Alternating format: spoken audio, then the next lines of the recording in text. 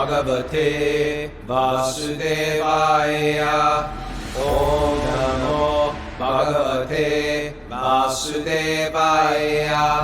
Om Namo Bhagavate Vasudevaya.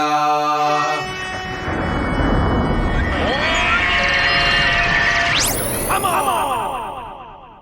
Live from Govardhan Hill, this is Wisdom of the Sages, a daily yoga podcast with your host, Raghunath, and co-host and senior educator at the Bhakti Center in New York, Kaustubha Das. Welcome to the show, everybody. Welcome to Govardhan Hill. I'm at Govardhan Hill.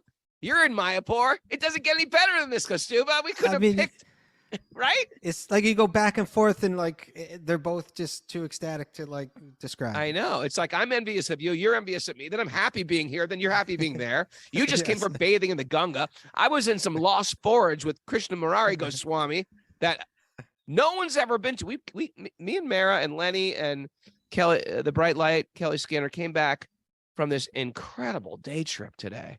We went to Kadamba Kundi, this Kadamba forest. Oh my God. Tell people what a Kadamba forest is. Well, Kadumbas are a tree that they have these very beautiful little seeds that grow beautiful flowers in the springtime. The flowers are like something you've never seen, right? They're like balls. Like a snowball. Like a snowball. Yeah, like a white and yellow snowball that's super fragrant. Yeah. And Christian Murray, this guy I can just shut up. He's one of the few people I can just shut up around and listen to him. I just sit there and listen, and he tells these beautiful stories, and he breaks it into a song, and sometimes he gets up and starts dancing.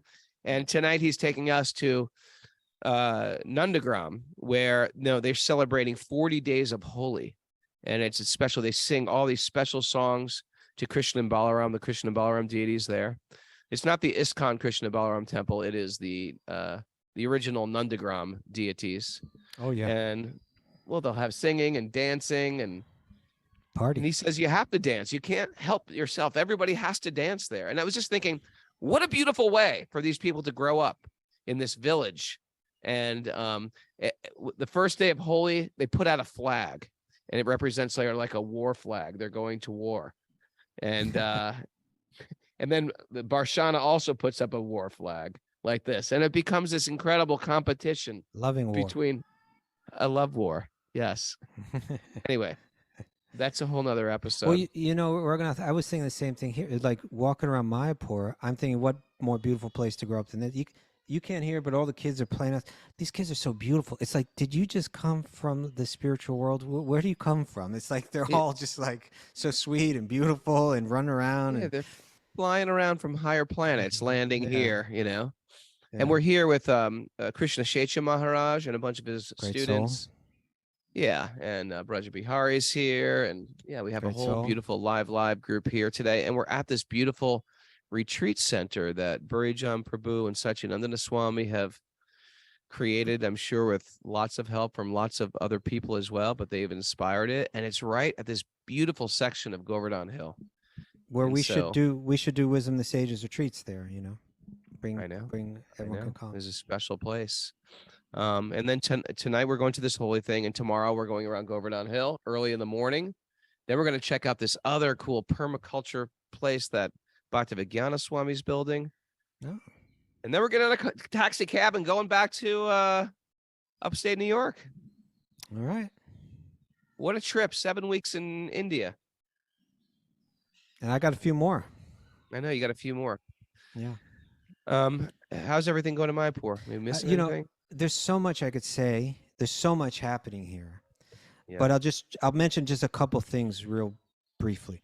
First is shout out to Jiva Ji and everybody working with the Bhakti Recovery, because what's going on here right now is it's called the ISKCON Leadership Sangha.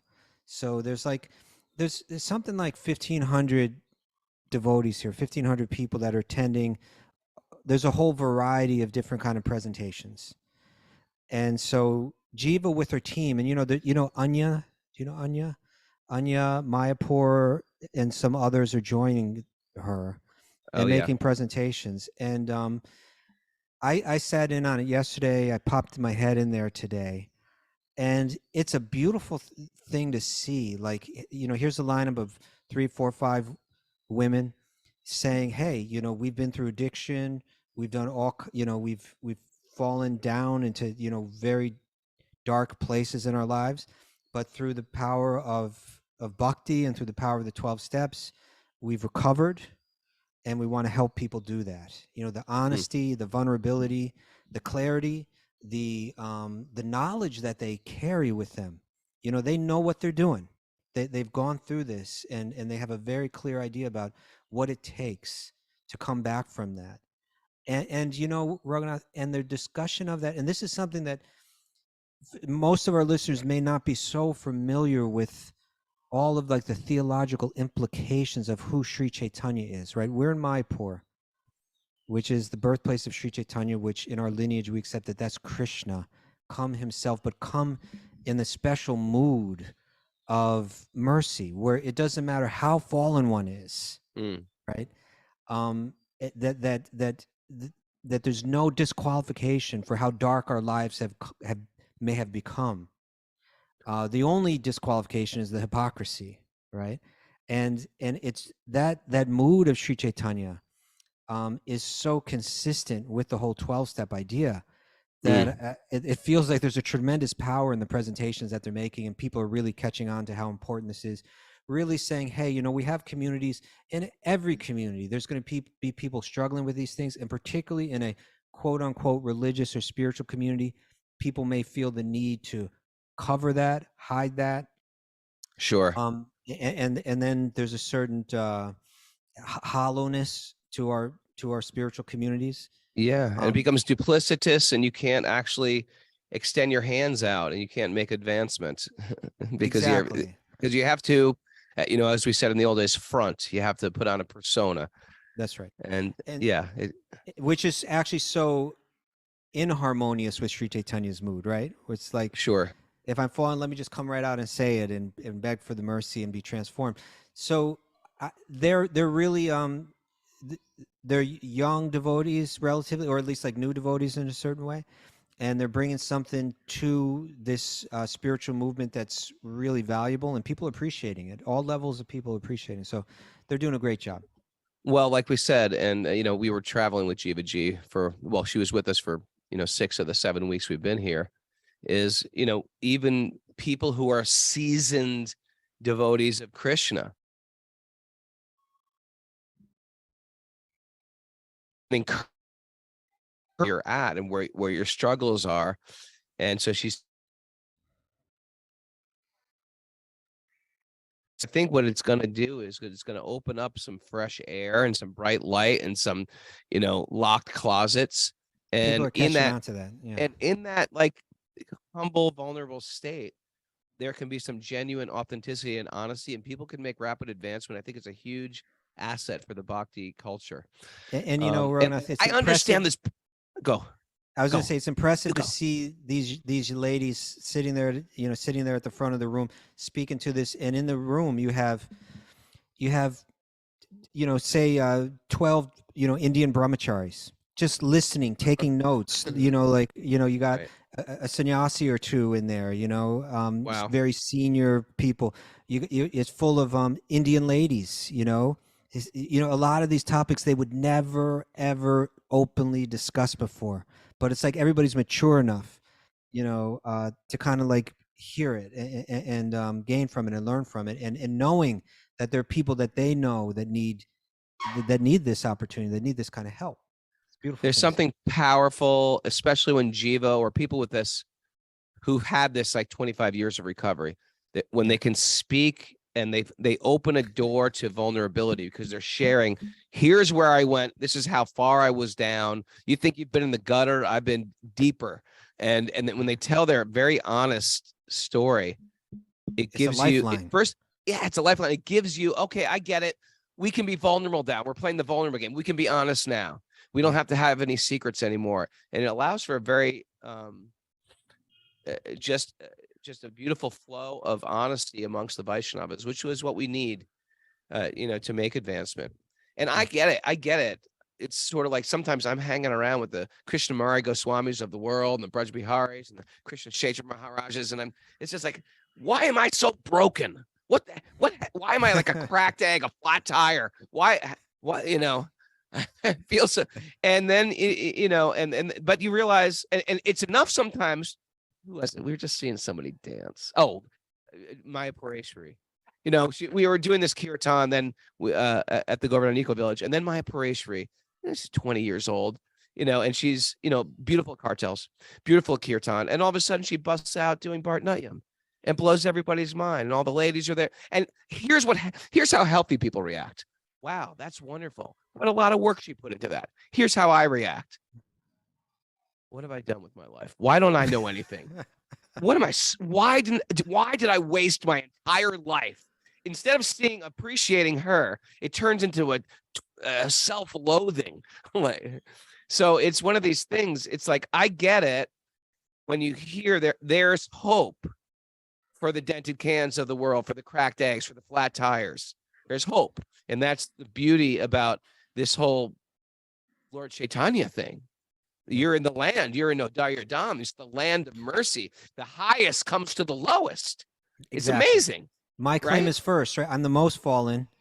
So, and you've come to save the most fallen. That's the whole theology. So my claim is first, right? It's like, it's a beautiful thing. These songs by Bhaktivinoda Thakur, you say, I am so miserable. I'm the lowliest. I feel like going up to Bhaktivinoda Thakur says, oh Maharaj, you got to meet me. You think you're fallen. Wait till you come into my world. I don't know what you think you've done so bad. So maybe I can share another thing quick. Is I attended one other presentation today, and this is like a whole nother thing. It's the glory of so many fantastic, talented, deeply spiritual varieties of people. So I attended another packed room. There were hundreds of people in the room. Gauranga Prabhu, Gauranga is he's a very important, influential devotee in India. He's a disciple of Radhanath Swami, and he's really been influential in helping develop all the projects that Radhanath Swami's developed. But he's also like just a very important figure in India, and what he speaks with such humor. Unfortunately, like, most of his punchlines are in Hindi, so like the whole crowd is going wild. Everyone's laughing. You're like, what? I can guess like something, but I'm not getting the full thing. Sometimes we get a translation afterward. But he's a very talented, smooth speaker, but he's like a Superman in so many ways, and that man has so many things he's juggling. Right? There's certain people that just have power, and they can just instruct people, and they got all these plates in the air, and they're making things happen. And this is my point. When I was listening to him, I was saying, this person is fully convinced that we can change this world with the spiritual knowledge that's provided through these sacred texts like Bhagavad Gita and Srimad Bhagavatam. I mean, it's happening. And he's making it happen. Yourself, you're part of the world. It's happening. But not only that, but massive way.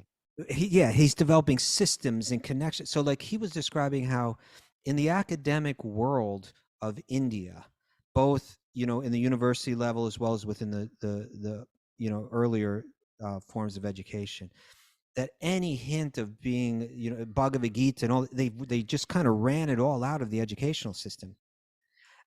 But now the leaders are beginning to catch on that wasn't healthy, that wasn't a good thing.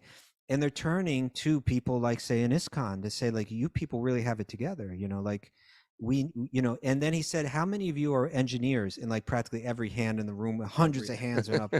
And he said, and how many of you study humanities? And probably like none of them, So he was saying we need to begin to get degrees in philosophy and get degrees in religion. And he said you can get a degree in religion in practically any country in the world except for India. Imagine that. Like India, where Buddhism comes from, where Hinduism comes from, where Jainism comes from, where Sikhism comes. Practically every Eastern religion is born in the soil of India. It's been put on the back burner. It's not so important. We got to move forward. We got to be progressive. I get it. And so he's designing it and building, an army to bring this essential knowledge into the academic world and into the educational system in India. And he's just setting a plan. He's going to make it happen. He's doing it. Like, we shouldn't doubt that we can change the world. And it's beautiful to watch people that are thinking that way and that are operating that way. I love it. And one last note is Satya Brata on the message board said, Moby, who's been on the show before too, who's an international massive musician and an old friend of mine. He put out a movie called the Punk Rock. What's it called? Punk Rock Vegan movie. And he made it so it could be downloaded for free. Oh. And he came up to the farm and interviewed me. And I haven't seen it yet. I'm in the film at Super Soul Farm. So what do you talk about, Raghunath? I don't know what I talked about. I can't even remember to do it. You probably talked about Youth Today being the first band to come out and present that anti-meat message or something like that, maybe? He said Ian MacKaye gave me the credit. Yeah. I didn't know that, but that's what he said. But that you're the first guys to start recording music about that. I think it really, a lot of the veganism stemmed from the music scene that we're a part of. So I'm interested in hearing that documentary. Nice. The link's up on the message board, and maybe we can put the link in the show notes too. All right. You want to get on with the Srimad Bhagavatam? I do.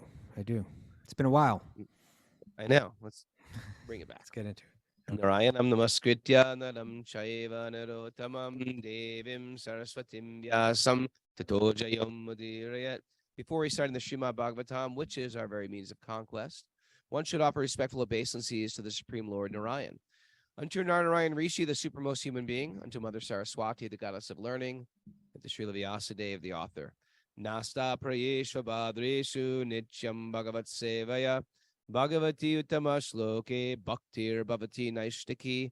By regular attendance in classes in the Bhagavatam and by rendering service to the pure devotee, all that is troublesome to the heart will become eradicated, and loving service to the Supreme Lord, who is praised with transcendental songs, will be established as an irrevocable fact. Om Jnana Tamarandasya Jnananjana Shalakaya Chaksurun.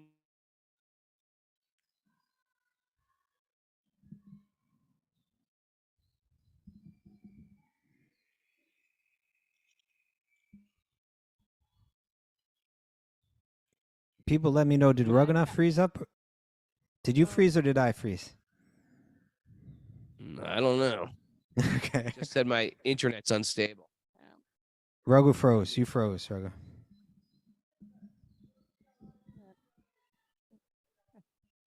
Okay. Well, you're not frozen now. Okay. Reading from Canto 5, Chapter 5, Text 10. Okay. Should we give a little recap? Yeah. Rewind.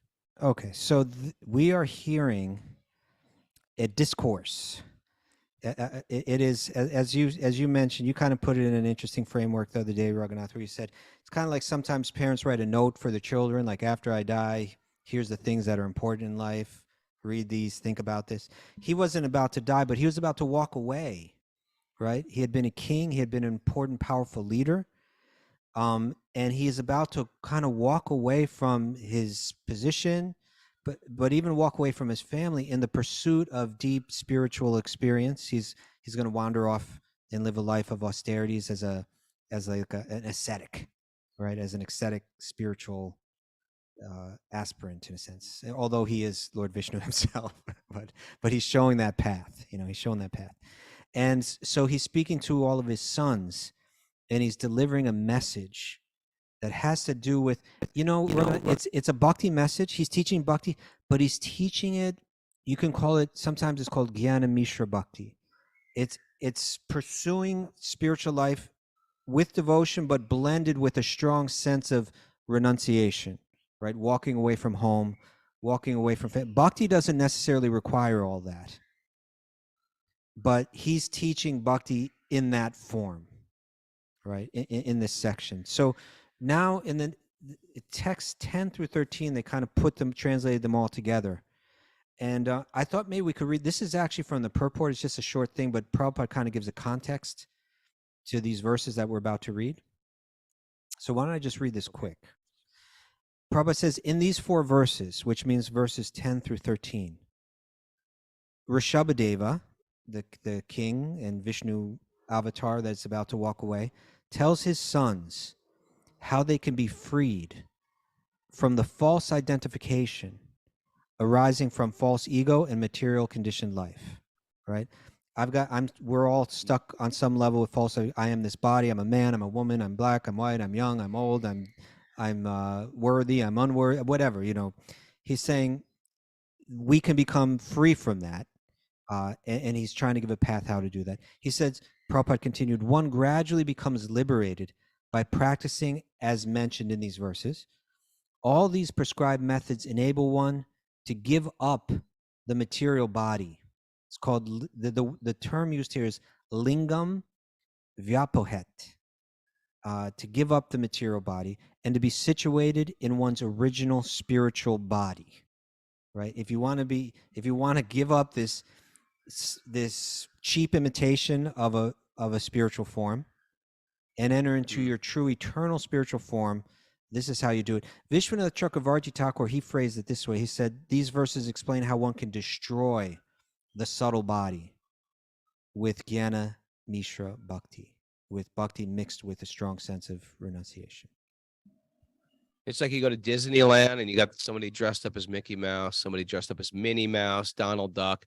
It's sort of like, if you were to wear those outfits outside of Disneyland and just walk around town, go to a diner, order breakfast, or go to the movies dressed like that, it's like, are you ridiculous? This is our life. We are walking around posing ourselves with a particular, sometimes it's really obvious as well when people are posturing or posing, and you can never be authentic, genuine, vulnerable, etc.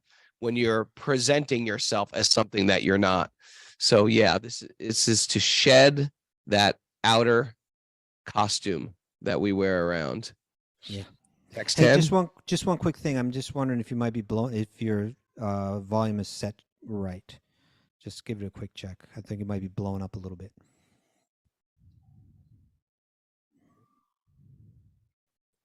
Okay. Text 10. Ready? Yeah. Oh, my sons, highly elevated Paramahamsa, a spiritually advanced spiritual master. In this way, you should place your faith and love in me, the Supreme Personality of Godhead. You should detest sense gratification and tolerate the duality of pleasure and pain, which are like the seasonal changes of summer and winter.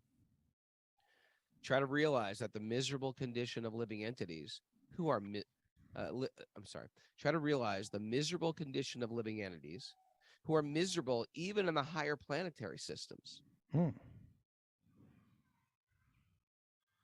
Philosophically inquire about the truth.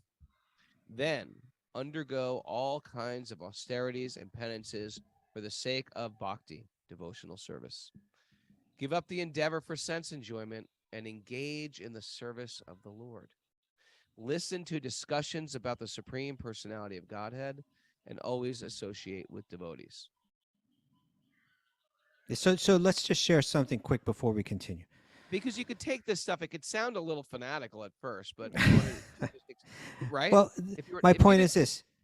Yeah, there are two ways traditionally that people practice, Vedantins practice, right? To become free, right? Free from the influence of the modes of material nature.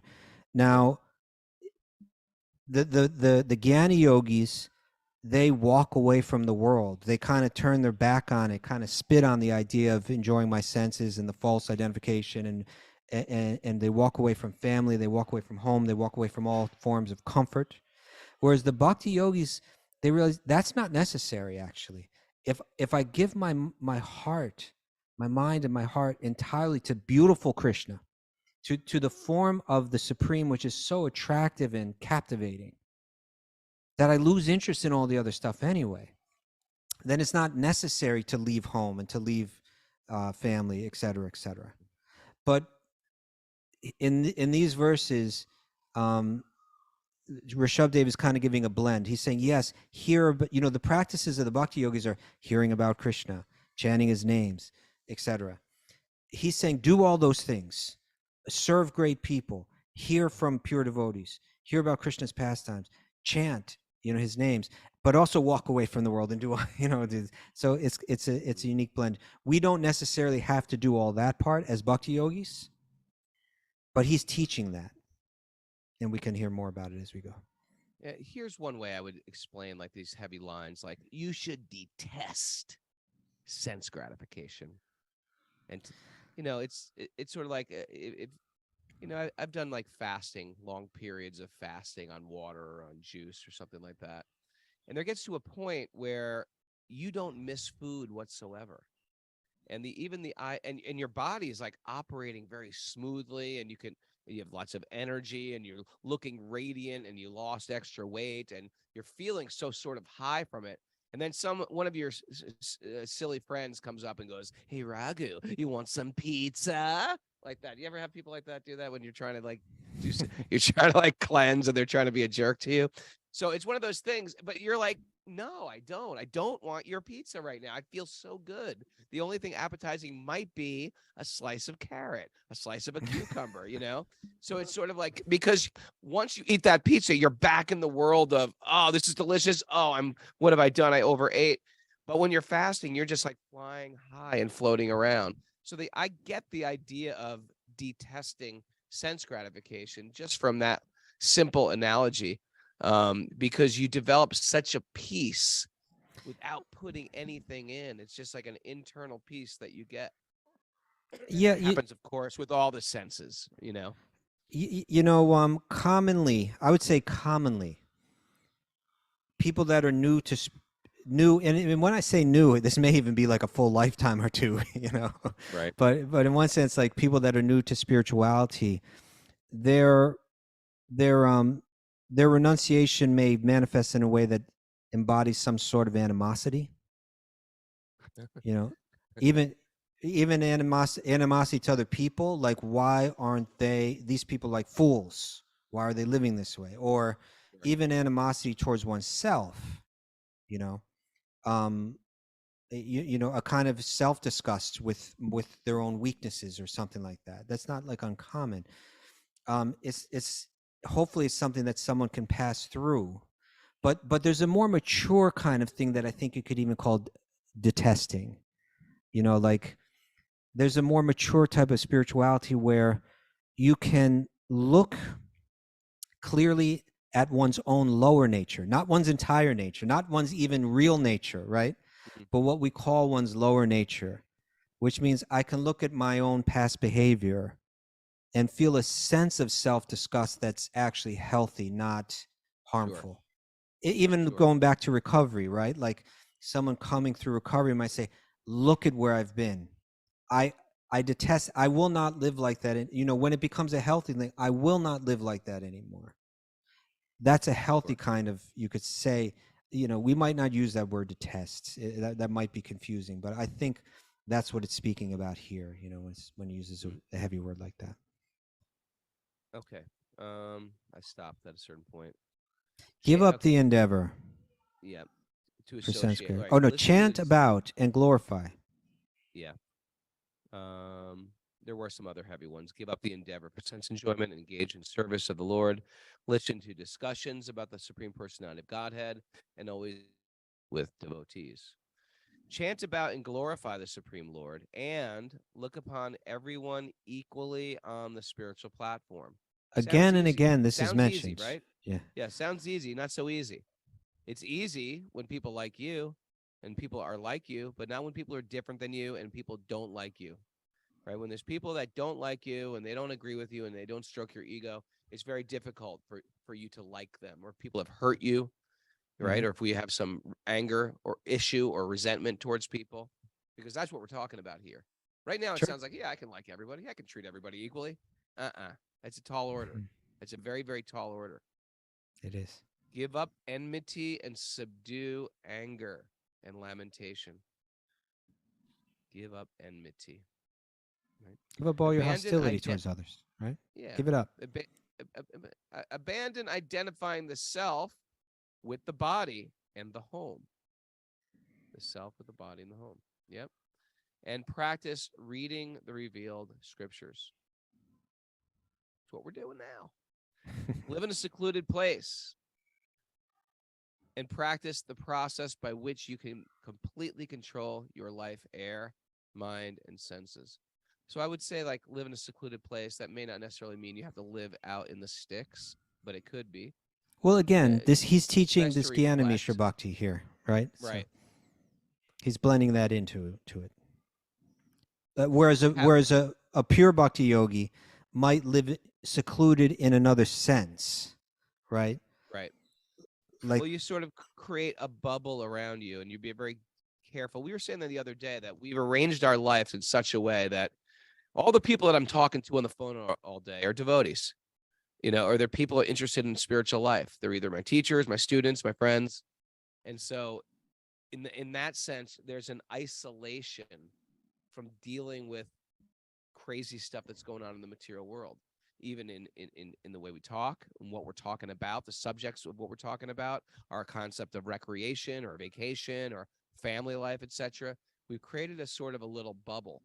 And now someone could argue, well, that sounds a little fanatical. Yeah, it's a little, it may seem fanatical, but it's part of when you want to get great at anything, right? You want to get great at violin, then you just can't do everything that everybody's doing all day long. How come when it comes down to spiritual practice, you're a fanatic? But it comes back to violin, you're like a virtuoso, or sports, you're like a peak performance athlete.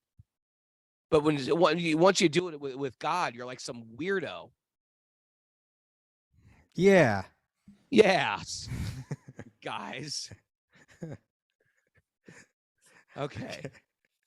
Perform your prescribed duties and avoid unnecessary talking. That's a fail. Always thinking of the Supreme Personality of Godhead. Acquire knowledge from the right source. Thus, practicing Bhakti Yoga, you will patiently and enthusiastically be elevated in knowledge and will be able to give up the false ego. Those two Beautiful. principles echoed in Rupa Goswami's writings, right? Utsaha, Nischaya Dharya, right? You're saying it takes both of these, right? And you have to have enthusiasm. This spiritual path, if it's a serious aspiration, right? I want to become free, Sure. from we don't know how many lifetimes of programmed thought. So that's a challenge. It's going to take enthusiastic, endeavor, but it's also going to take patience. And don't expect for it to happen overnight, right? Let's get it straight. Enthusiasm. Can I share something embarrassing? Do you mind? I always love it when you share embarrassing stuff. Okay, good. Does it make you feel better about yourself when I share my embarrassing things? No, it's just entertaining. I remember being at a Guru Puja when I was a new devotee. Okay. And, Do you got to describe what a Guru Puja is? A Guru Puja is, okay, so there's in layman's terms, there's a statue of the Guru.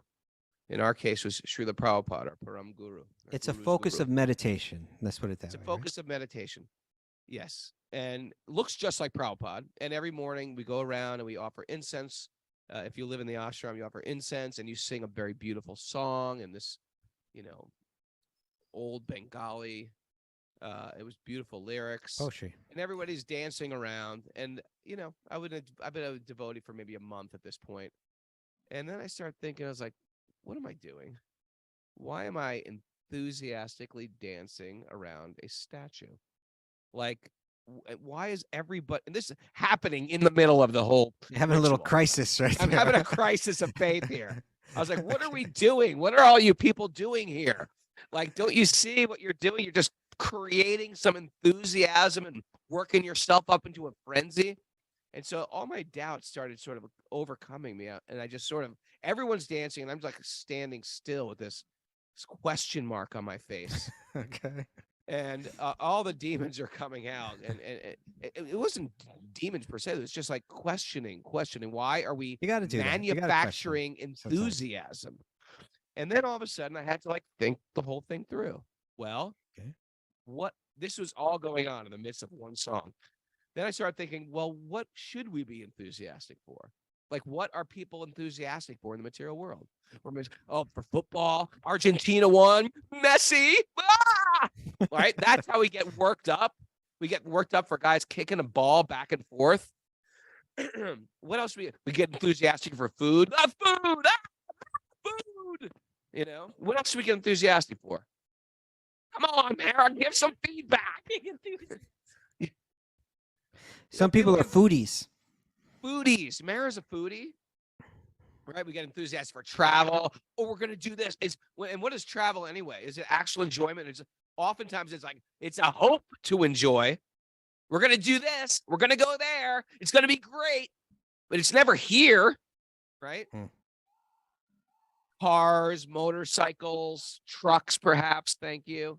We get excited for trucks. We get excited for fixing up our truck, whatever it is. People get excited for these things. This is what's going on. I'm debating myself in the midst of the Guru Puja. I was like, yeah, we get excited for real, trite, tiny things in this world. Whereas the world's filled with lots of pain. Spiritual knowledge is descending through beings. Matter of fact, the reason why I'm in this room wearing this giant diaper barefoot on a cold floor is because there's been beings that have extended their hand and spoke to me, touched my heart, changed me, inspired me, had me give up bad habits. Yes, this is inspirational. I can be at peace within a crazy world thanks to these beings. And this is one of the beings right there. And I'm going to enthusiastically jump up and down for this being right now. Okay, you worked it out. I worked it all out by the time I got to Jai Prabhupada. You were right back in it. I was right back in it dancing. But you should have seen the internal, it was like Jiva says this too. It's like a courtroom going on in my mind. Order in the court. Like, my client wants to not be enthusiastic today. Your Honor, I've heard your testimony. Yeah, I think back when I was in Pittsburgh, we had some show. I think we entitled it something like questioning the sacred cows or examining these sacred cows that we have, right? Yeah. And speaking about the need to do that, but that really is, if we're afraid to do that, then what we do does become hollow, mechanical, but yeah, it's you did it. You came out the other side with your enthusiasm. Yourself.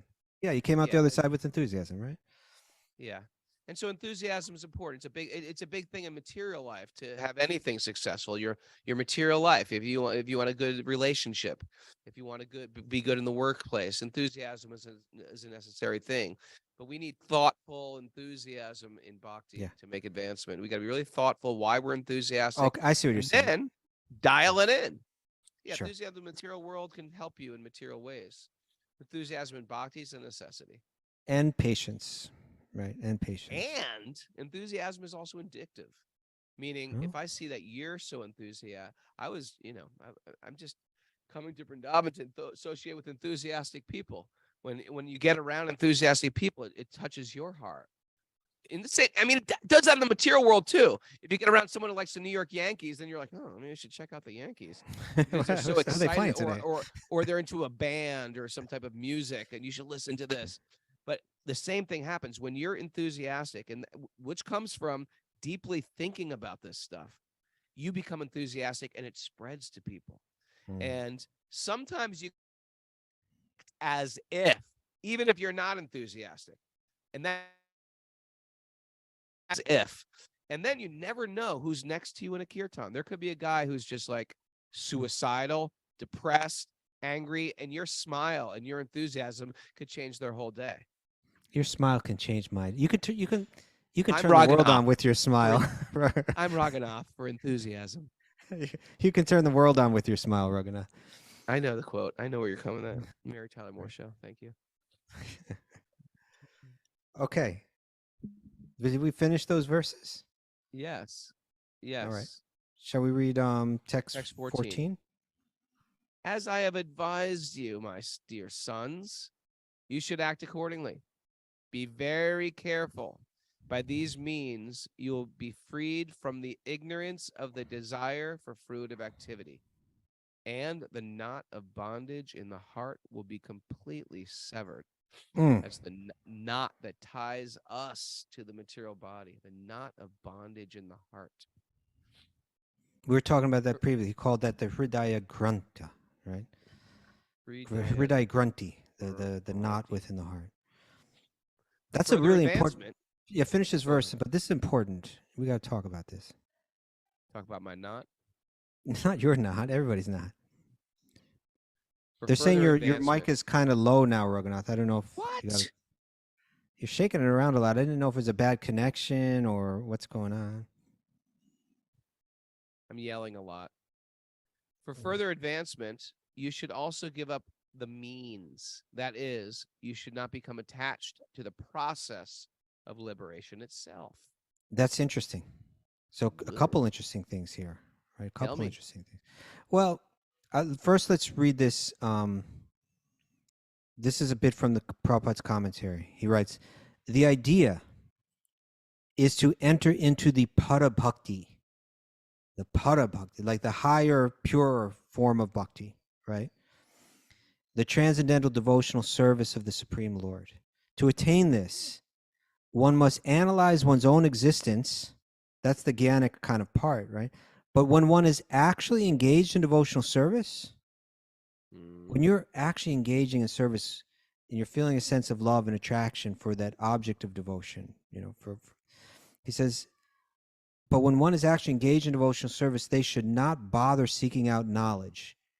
In other words, that needs to be understood correctly, right? But what he's saying is you can give up the jnanic kind of I'm not this, I'm not that kind of thing. In other words, the mental strategies of the jnani yogi are no longer necessary for the bhakti yogi because they have this love that's drawing their awareness to what's transcendent, to what's purely transcendental, right? Their awareness is no longer going towards this false identification, the false desire for false things. It is spontaneously going towards the purely transcendental in the form of the object of their love, in the in the form of Krishna. At that point, it no longer becomes necessary to do the mental disciplines and strategies that the jnana yogis do. That's what he means when he says you don't need to bother seeking out knowledge, right? And he says by simply engaging in devotional service undeviatingly, one will always remain in the liberated condition because you are focused on the transcendental 100%. So Prabhupada says here, or rather in the verse, it said, for further advancement, you should also give up the means. That is, you should not become attached to the process of liberation itself. And this is something that, again, that our great teachers have pointed out. It's such an interesting point. Let's take the 4 different paths of yoga, right? Let's say Ashtanga yoga, Jnana yoga, Karma yoga, and Bhakti yoga. When Krishna speaks about these 4 different yogas in Bhagavad Gita, he speaks about it in a way that's different from a lot of the people that come after him, right?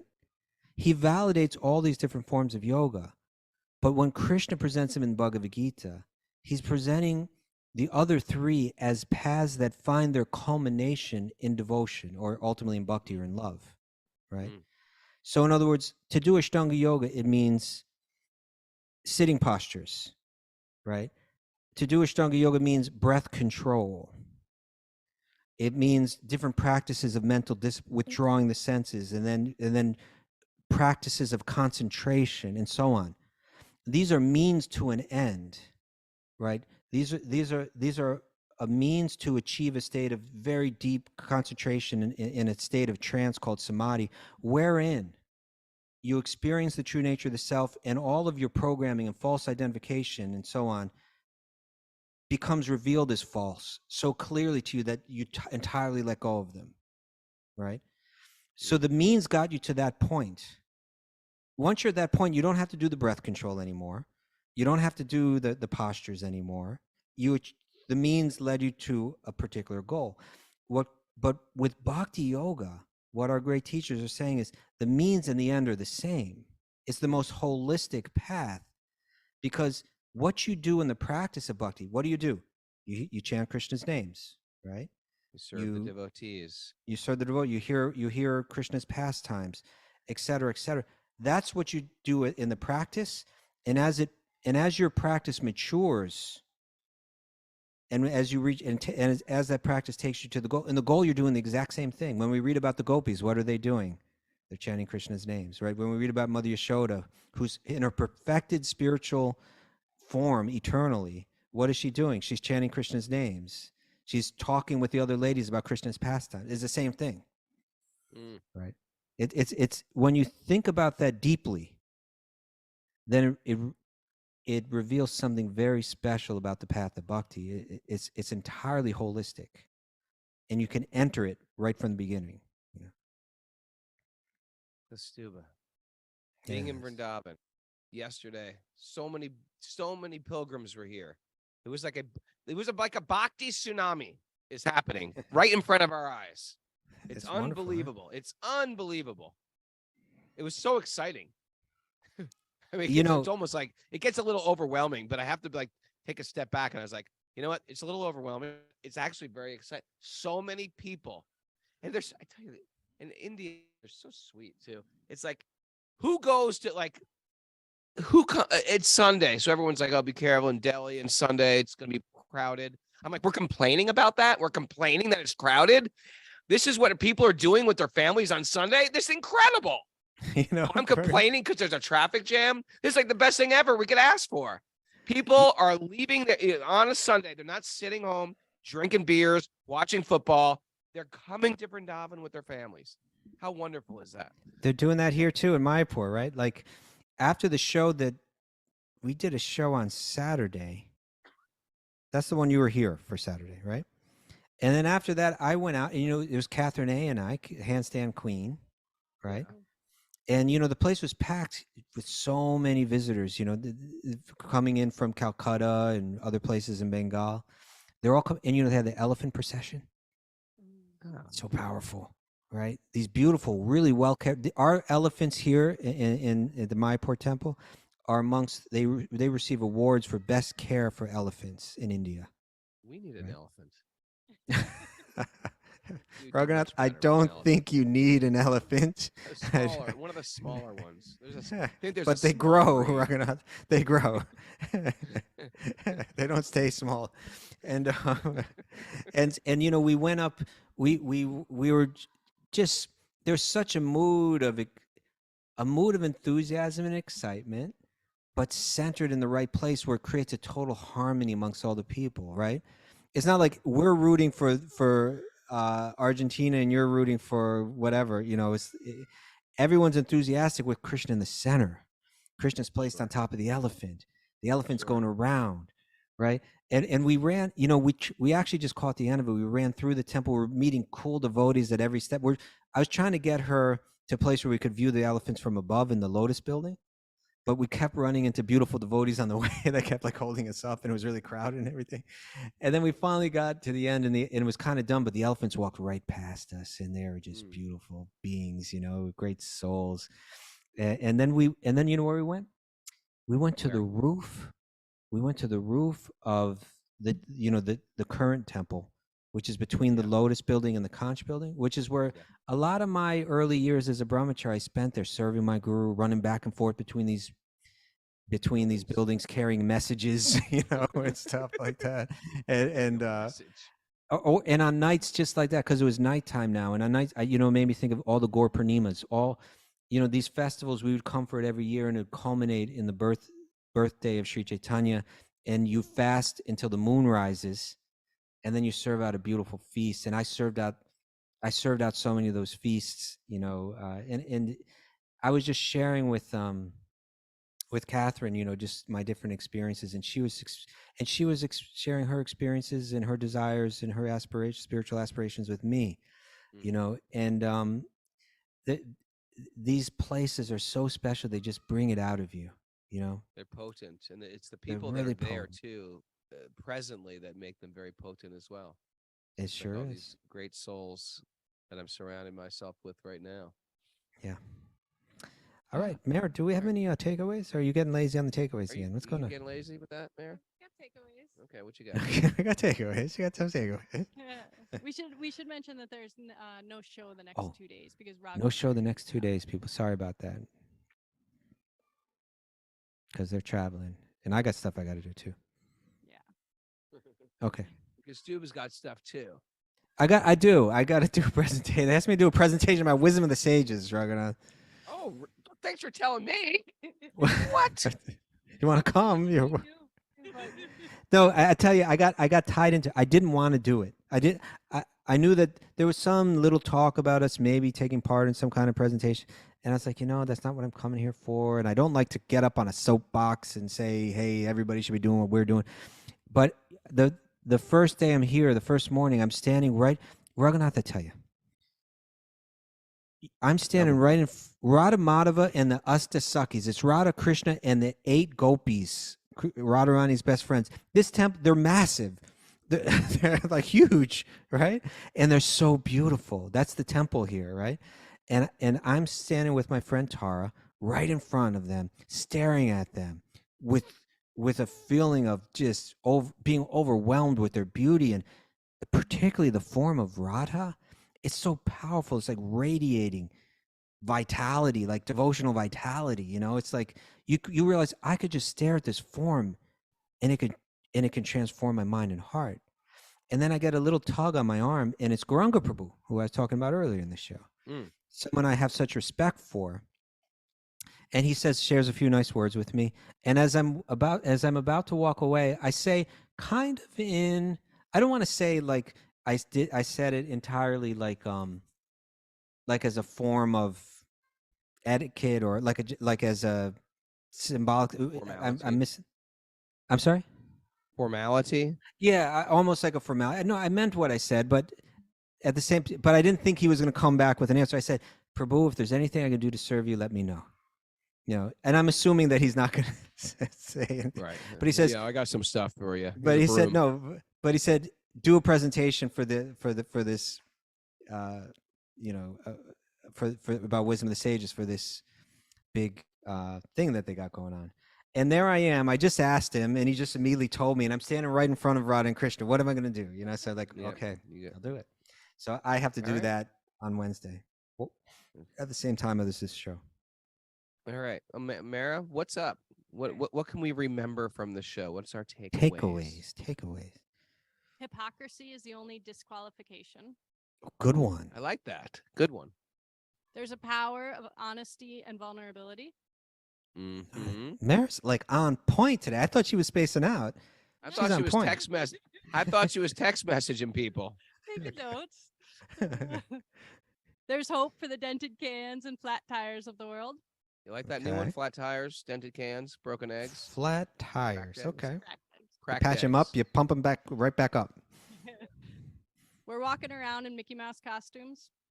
Oh, Mickey Mouse thing. Mm-hmm. Oh no! Did you freeze? Did they freeze? Come back. They froze. Maybe I can find some of the other ones. Did you all put them in the chat? Oh yeah, you guys froze after the Mickey Mouse thing. Can you can hear us, Kastuba? Because you froze up. Like yeah, I can. After the Mickey Mouse thing, you froze. Be a religious virtuoso. Oh, yeah. Raghunath got worked up on that one. Okay. I got worked up a little. Thoughtful enthusiasm and patience is a necessity for spiritual advancement. Okay. Yes. Important things. There's a Bhakti tsunami. There's a Bhakti tsunami happening. And it's a love war. Oh, it's a love war. Yes, it's a love war. All right, everybody. Thank you. We're Love War from Bayonne, New Jersey. Thanks, everybody, for joining us. Thanks to Krishna Shetya Maharaj for being here live. Krishna Mari Goswami, Braj Bihari, all the devotees from all over Europe are here. Haribo. Honored to serve you. And thanks to everybody joining us and following our crazy schedule as we're going touring. We're about to settle back down at Super Soul Farm. And looking forward to seeing everybody in person. If you like what we're doing, go to Apple Podcasts and write a review. Make sure it's a 5-star review. We're only accepting 5-star reviews. If you think we're 4-star, don't even write anything. Yeah, we'll just speak of a 1, 2, or 3. If you'll watch us on YouTube, you can follow us. You can hit the bell. And don't forget TikTok Tuesday. And leave a comment. It helps our rankings. Leave a comment. Engage with us. Follow us on Instagram at Wisdom of the Sages. Just search it. You'll find it. I can't remember what it is. It's wisdom _ something like that. And hopefully you'll join my pilgrimage next year, October 18th. Go to raghunath.yoga. and check out the schedule. It's going to be wonderful. We're going to Varanasi, Udaipur, Nathdwar, Rishikesh, Haridwar, And Toledo. Where are you going? what did he say? And Toledo, unstable internet. where's the last one that you're going to? Vrindavan. Oh, Vrindavan. Okay, good. Yeah, bring your surfboard. There's a tsunami happening. It's a beautiful day for a beautiful day. Let the magic